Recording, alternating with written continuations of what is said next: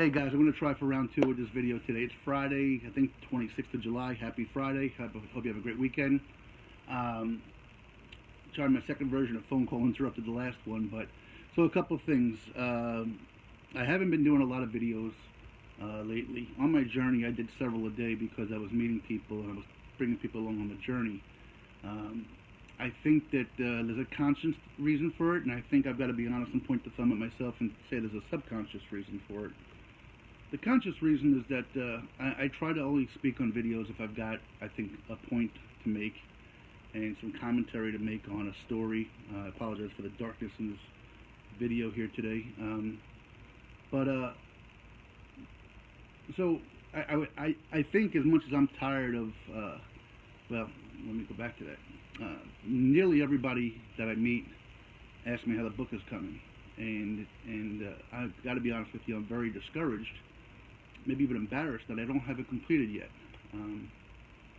I really thought it'd be done a month getting back from my journey, but work and life and being Uber dad and going to practice and frankly just taking time to myself to just catch up on sleep sometimes, you find it's been much more difficult to just get the task completed. I try to set aside the time, and I'll write for 2 or 3 hours and only cover one day of the journey.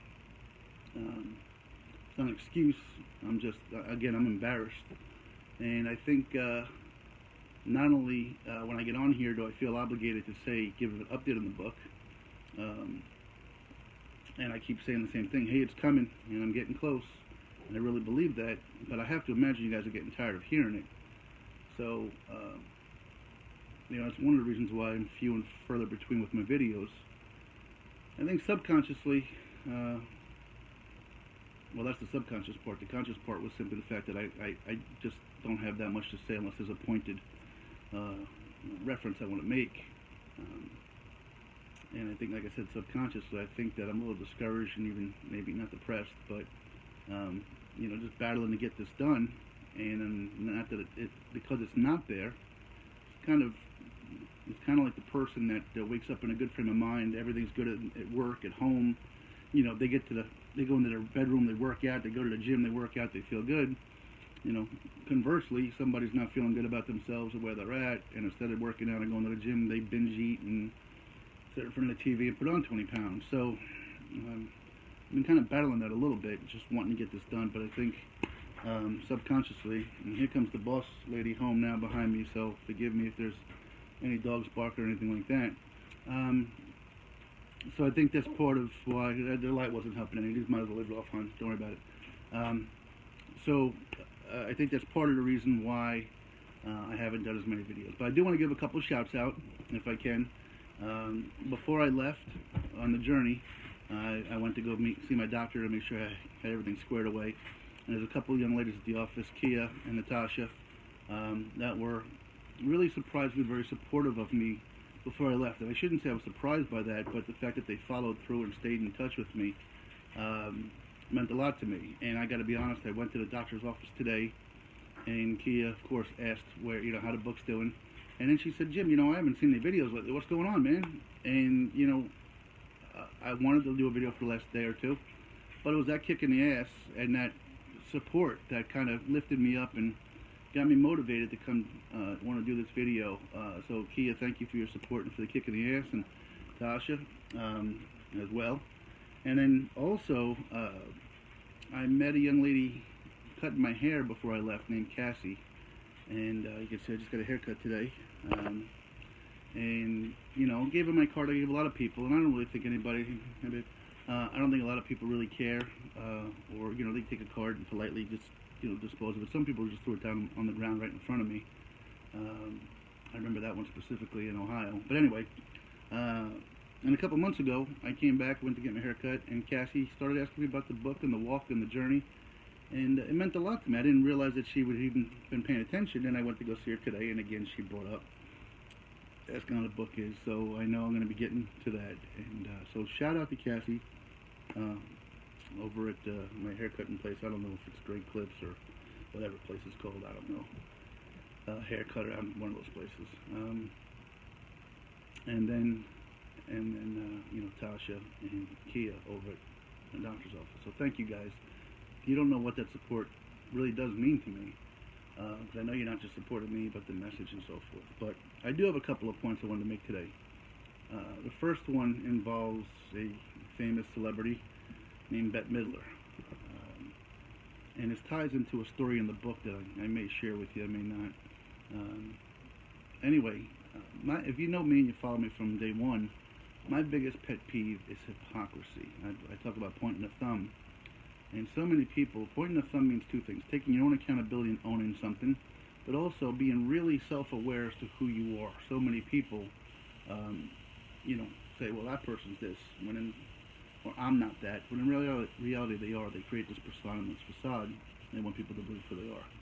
Well, recently, Bette Midler, who is very anti-Trump, and I don't care if you're anti-Trump or pro-Trump, I just believe in being consistent. She tweeted something. There was a picture of Donald Trump at a speech with a group of African Americans behind her, and again, it's escaping me in the moment. She said, "Look, Trump's got black ground back there," and I think insinuated essentially that they were paid for their presence to give the appearance that there are African American supporters of Donald Trump. And I couldn't think of a more blatantly racist, maybe not blatant, maybe less than blatant, but a very racist statement. And what I laugh about that, and where I call out bullshit, is that one of her beefs with Donald Trump is, the claimed racist that he is. Maybe he is. Again, I'm no fan of Trump. But to sit there and do exactly the same thing and pretend that you didn't, I guarantee if it was some Hispanics behind him, Asians, certainly white people, she wasn't going to make that comment. And,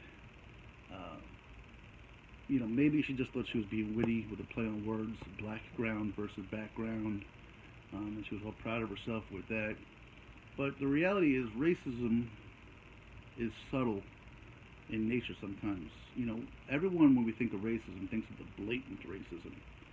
But I think where our society is really suffers in every facet, not just race, but in intolerance of any kind of anything, is in the subtle nuances. And I think that's what's happened here. In her mind, she made a joke, and she wasn't being racist. Well, like I said, if I was a black person who happened to be a supporter of Donald Trump, I would have said, "Hey, Bette Midler, F you, don't tell me who I can support." And I think that's what she did. I think she decided to paint a broad stroke that said no African American would support Donald Trump, so clearly they must be kind of paid to be there and whatnot. In any case, I don't care how you cut it up. It was a racist thing to say. Again, maybe not blatant in your face, but pretty close. But what really turns me off about it is her denial of it. Had she then pointed the thumb at herself and said, "Wow, I never realized that I thought like that, and maybe that is in some regard a form of racism," I'd have great respect for her. So that carries me into my story of my journey, and where I had a little bit of self-awareness, and this is a chapter in the book, or a story in the book. I don't feel myself to be racist in any way. I believe the world is divided into two kinds of people, and two kinds of people only. There's assholes and there's non-assholes. And unfortunately, before I left on my journey, it was running about 80-20 in favor of assholes. But life has changed since I took my journey and pointed the thumb at myself. But I got to point my thumb about this. I don't deem myself racist. Doesn't mean I haven't used a derogatory slur or stereotypical joke throughout my 51 years of life. I've done more stereotypical jokes than slurs, but in any case, I was in Chicago, and I was walking. I'd been warned not to go, and I was walking through one of the really most dangerous, nasty sections of Chicago where there had been multiple murders. I was going to see a church there with a fairly controversial priest in a section of Chicago, and I was going there, and I went early in the morning, thinking that it would probably be the safest time. It was about 8:30 in the morning, and I approached a bus stop, with a group of young, this wasn't a school bus stop, this was just a public bus stop, but a group of young people. And whenever I go somewhere, even today with my kids at breakfast, I'll ask the waiter or waitress their names.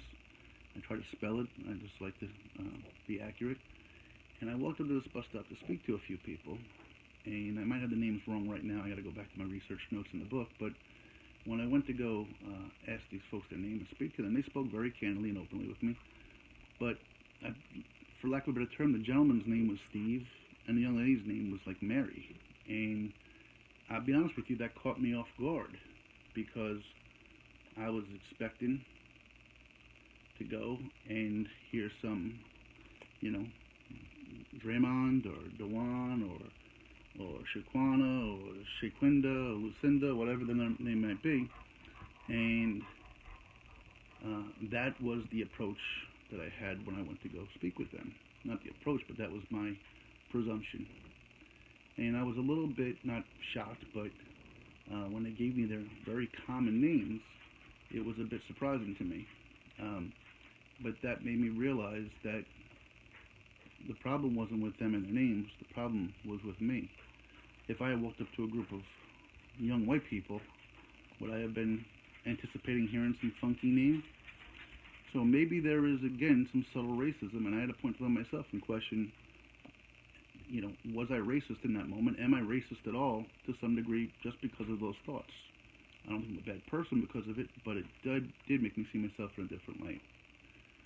So that was a little bit of a story, and I think, like I said, Bette Midler has a chance to really earn a lot of respect from me and many others by simply saying, hey, you know what, I really got to take that back, point the thumb at myself, and question why I said what I said.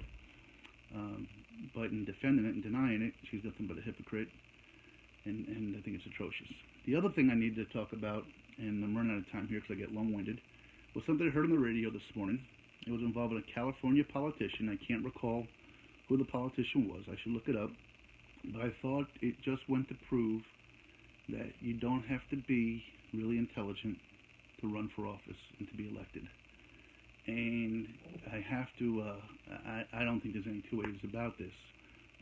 Sometimes there's perspectives and points of view, but I really can't imagine one different. Anyway, this politician was talking about, they reinstituted, I think federally, the death penalty. Again, whether you're for or against the death penalty, that's your prerogative.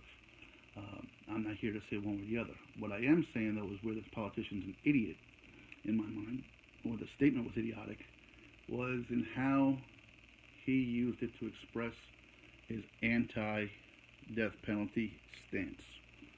His quote was, well, I don't believe in the death penalty. I don't know how I can teach my daughter not to kill somebody by killing somebody. And that's where I have a problem with the whole statement. The death penalty isn't designed to teach lessons. The death penalty is a consequence for actions.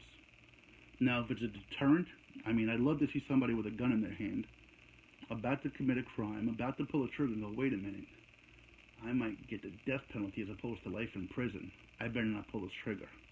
It just won't happen. But again, the death penalty isn't designed as a teaching tool. It's designed as a consequence to say, hey, you know what? You have already shown that you have such little regard for human life that you don't deserve or have earned the privilege to keep yours and live in our society. That's what it is. So to have this person sit there and go, well, how am I going to teach my daughter not to kill by killing somebody? Okay, people that don't want to kill don't need to be taught not to kill. Like I said, there's not one criminal, there's not one estranged husband that goes, well, I'm really bitter about my divorce, I want to kill my wife, but wait a minute, I might get the death penalty, so I'm going to back off. There's not one person going and robbing a liquor store that has that go through their mind. And again, this politician, to me, is a joke, an absolute joke, for trying to back his argument up, feed his agenda by saying, how can I teach my daughter? No one's saying not to teach your daughter. There's plenty of ways to teach your daughter not to kill somebody.